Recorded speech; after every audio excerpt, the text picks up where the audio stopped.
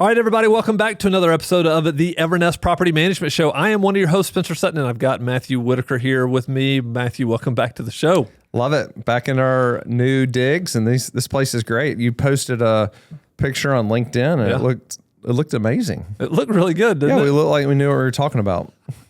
But if you could see behind the scenes, it's a little bit of chaos, and we're trying to work out a whole nother area in this place. So yeah, but I'm excited about it. It's good. And Spencer spent 10 minutes turning on all these strobe lights here. Not strobe lights, but whatever they are. It takes Neon a while lights. to turn everything on, and yeah, so it doesn't just come together. It takes some work, but excited about it. Now that we have a nice studio, we just need to, like you mentioned, we just have to knock the rust off of our podcasting. We're a little bit rusty. For sure. We were a little rusty last time. But that's okay. So one of the things we want to do today, Matthew, in this episode is we want to talk about selling a property management company in 2025. The last time we really had an in-depth discussion in this was probably January, February of 2023. So over 2 years ago.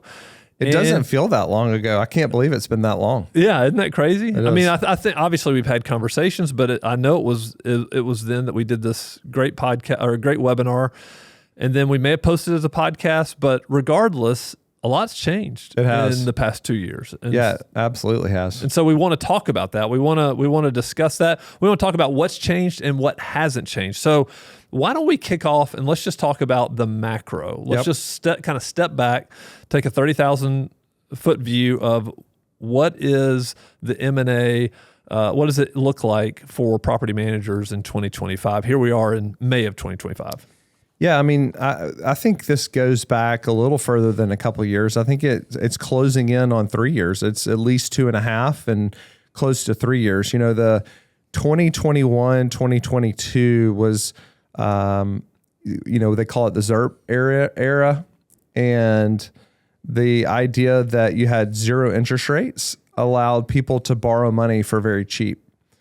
And that allowed a lot of people that were doing what we were doing to get funding to go buy up property management companies. And when all of that, when interest rates started to climb and Silicon Valley Bank failed or didn't fail, but when they had their problems, they're still out there. But when there was a ton of disruption in the market, it kind of shut down the capital markets world, and it made it really hard for companies like us to raise capital to go buy businesses. And so for the last 2.5 years, it's been really slow, and a lot of businesses have not sold. I think one of the things that happened in 2021 and 2022 is because there were so many of us buying, it pulled forward some of the demand, some of the supply, because people decided, hey, I don't know if I'm ever going to get a better price than I am today, so I'm going to go ahead and sell, even though maybe I'm a year or two earlier than I normally would have. And so I think it's been okay because there haven't been a lot of people that needed to sell during this last 2.5 years. But I think now you're starting to get to a point where you have people that want to retire, or you have people that want to go do something else. And the last 2.5 years in the rental house business has been a slog. Mm-hmm. I also have seen some data that the rental houses across the board are down, meaning they came down from somewhere around 16 million rental homes, and there's somewhere around 15 million rental homes. So call it 10%. There's 10% less rental homes out there to manage. So you had companies over the last 2.5 years that just to maintain like a steady state, having a net churn of zero, that's like a really good thing, because in a world where there's just less houses to manage, people are selling to retail buyers.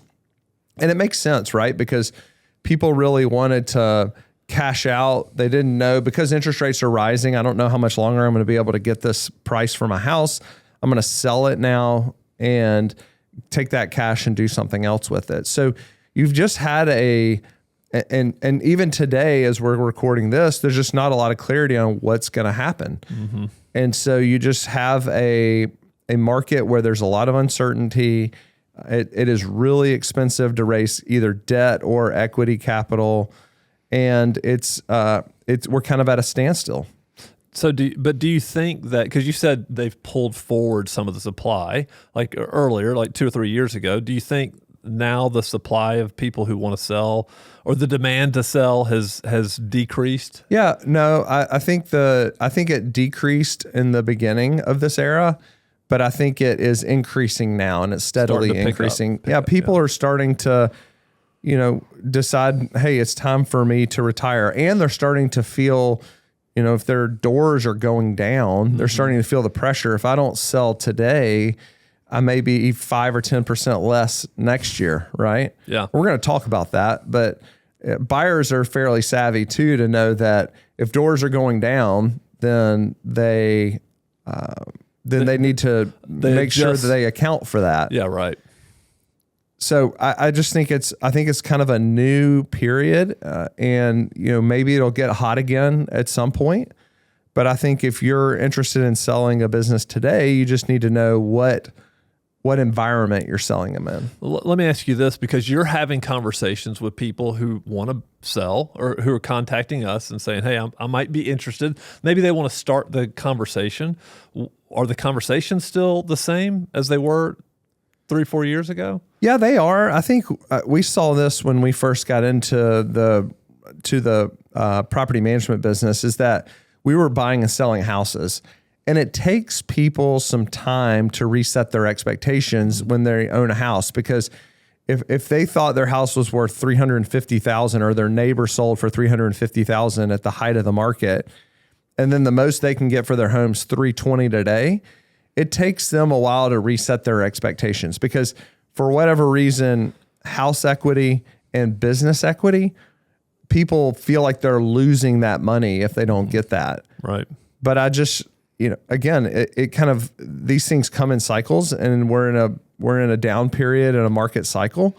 And it's going to take some time for people to reset their expectations. And so the conversations we've been having is just trying to help people understand where we are and our ability to get capital to buy and how discerning we're being. And the other thing is, we went on this long stretch of buying. We probably had 5 or 6 years where companies like us were buying. And I think the thing we're starting to realize is we're savvier buyers today.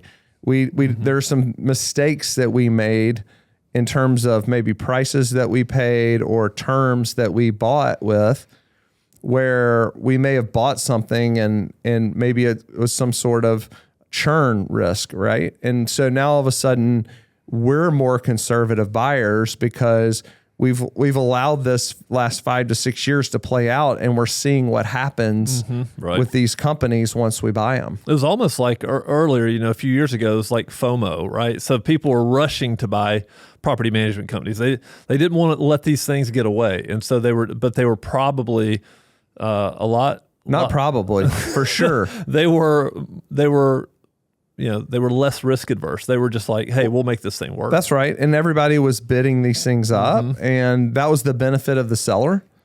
Sure. And now we're on the back side of that, and some of those companies have gone out of business. Some of them have been bought, and we're just in a whole new world. Yeah, and we're actually seeing this, just like you mentioned, just even in the retail home world. We're seeing prices come down. We're seeing more concessions happening today than have been in a long, long time.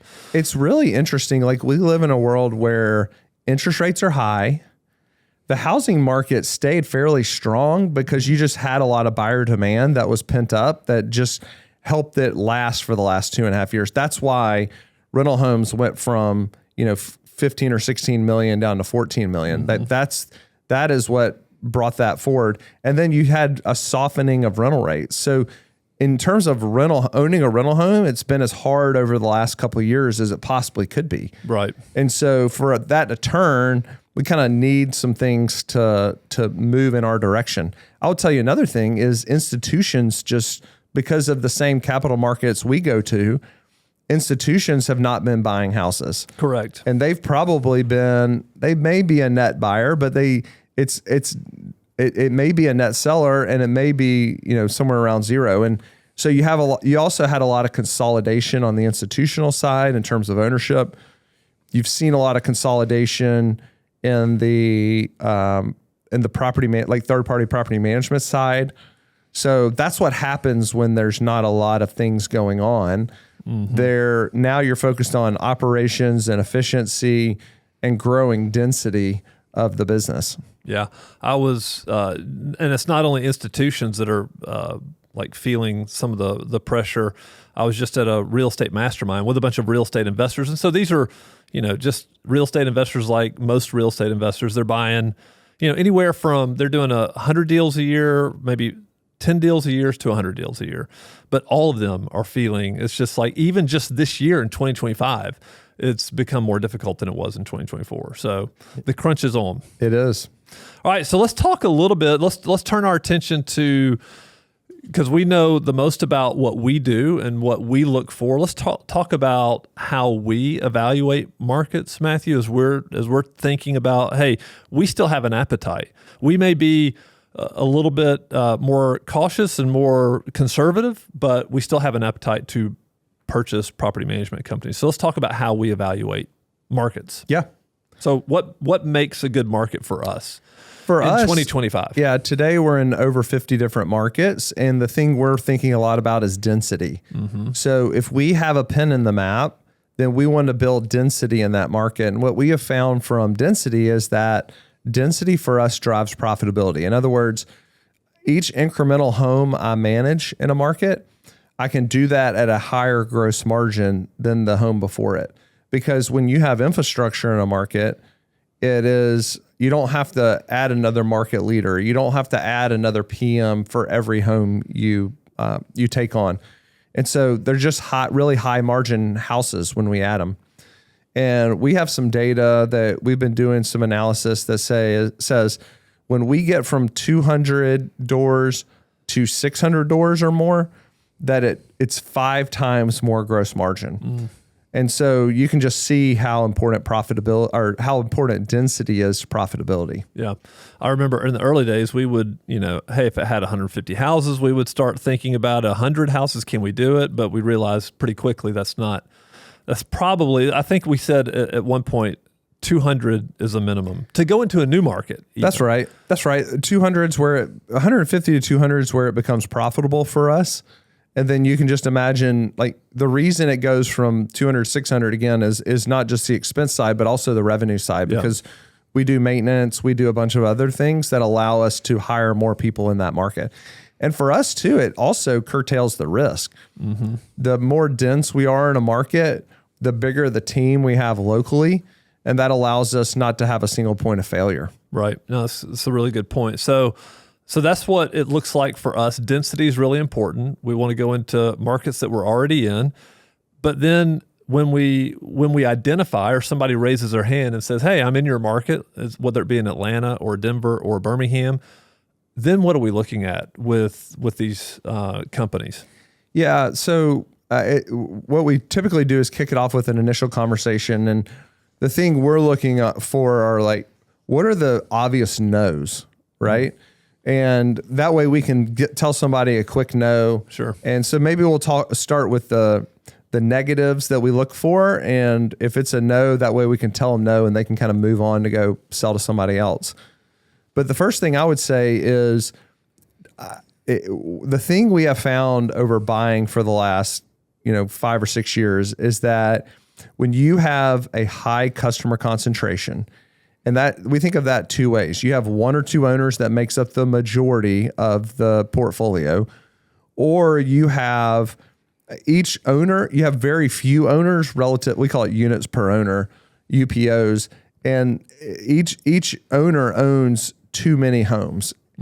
You have a situation where what we have found is that at our scale, when we buy from the PM that has always been the relationship manager to that person that has a bunch of units, then they feel like that they have a connection with the owner, that they can pick up the owner and call them on the phone and get any answer to their question. And what we have found is when we take over and we assign them a PM, even a good PM, they feel like they're getting something less than what they were getting. And so that is a high risk of churn. And we've just never found a silver bullet to help with those bigger owners. The silver bullet from a retention standpoint, but what about like clawback in the contract? I mean, does that help? Yeah, it does. What I would tell you though is there's such a high likelihood that under that scenario that person churns.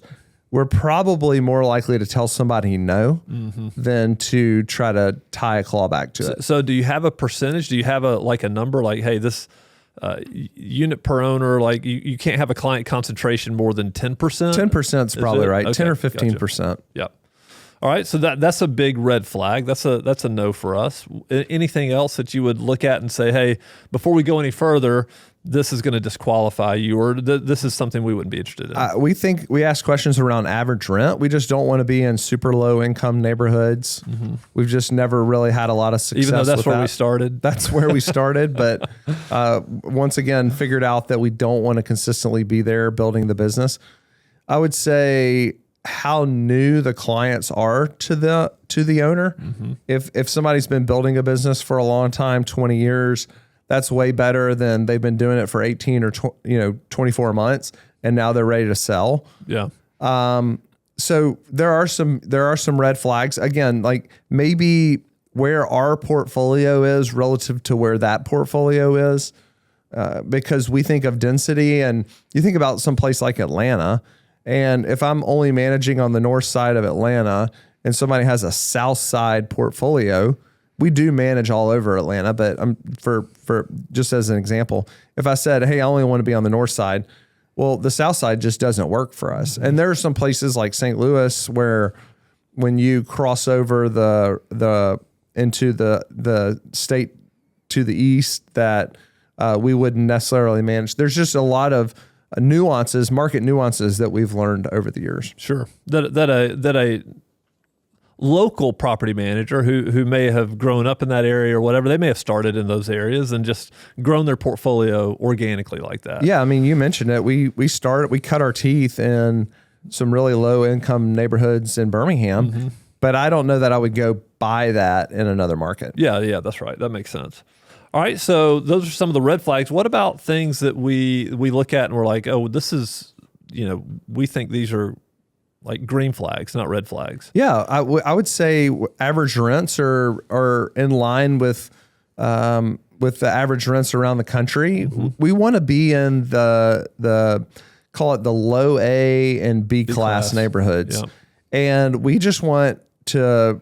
I used to have a partner that would always call it an annuity business. We want to build an annuity business of basically long-term cash flow, where it's just spinning off that long-term cash flow. And so, rents down the middle, high occupancy rates, easy to lease places. Google ratings super important. We found that we inherit most of these Google ratings. And so if possible, we would want that Google rating to be at least 4, but maybe closer to 4.2 or 4.3. What do you do in an instance where you like, how do you assess, let's say you have a great owner, this guy or gal has built this great business. It's a really thriving business. How do you evaluate like the deep relationships that they may have with these owners that you addressed earlier that could be affect us negatively? Yeah, it's a great point. I mean, if the owner has all the relationships, if they're the relationship manager versus they have, we've got three PMs that kind of manage our portfolios. Yeah, that business is worth less.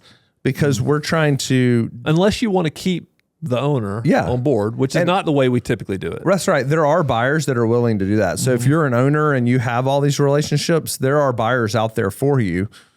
But you got to understand, like if you have all the relationships, you've built a job that you're more self-employed than you own a business. A business, you ought to be able to walk away for a month. This is something our friend Peter Lohman talks about is...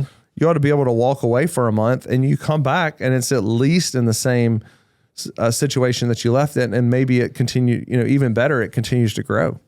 Speaking of Peter Lohman, you and I had just been talking before we hit record just about like valuations for property management companies, and he has a relatively new report that came out. He does.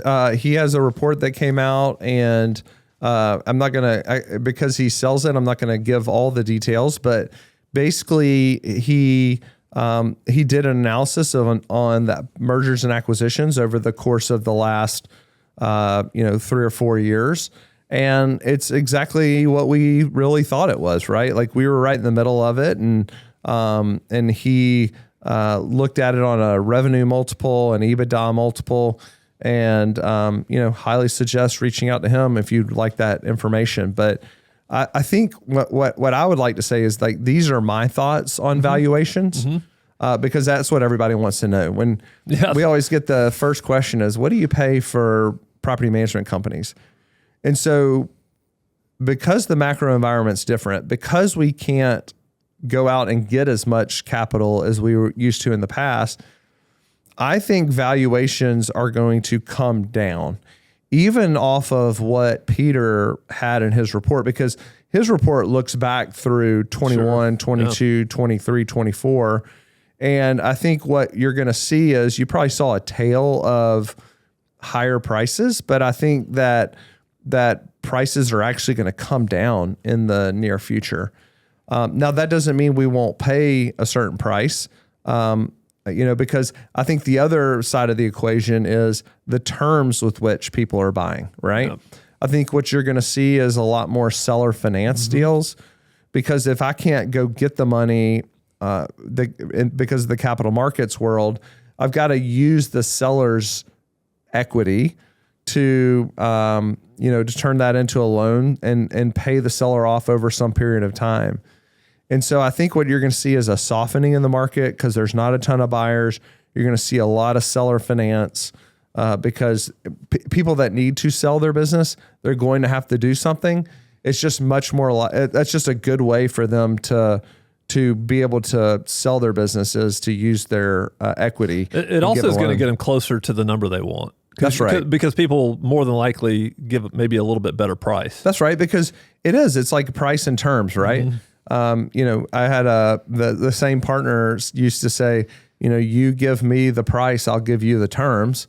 And you can be somewhat flexible with the terms if you're going to get your price. Yeah. So you've mentioned one of the 3 Ps we always talk about that owners want to know about. They want to know about what's the price, what happens with my people, and what is the process to sell my company. So talk a little bit about how we view people. Let's say you have a strong team in place. What is an owner thinking about that, and how do we deal with that? One of the hardest things we do is go out and find A players.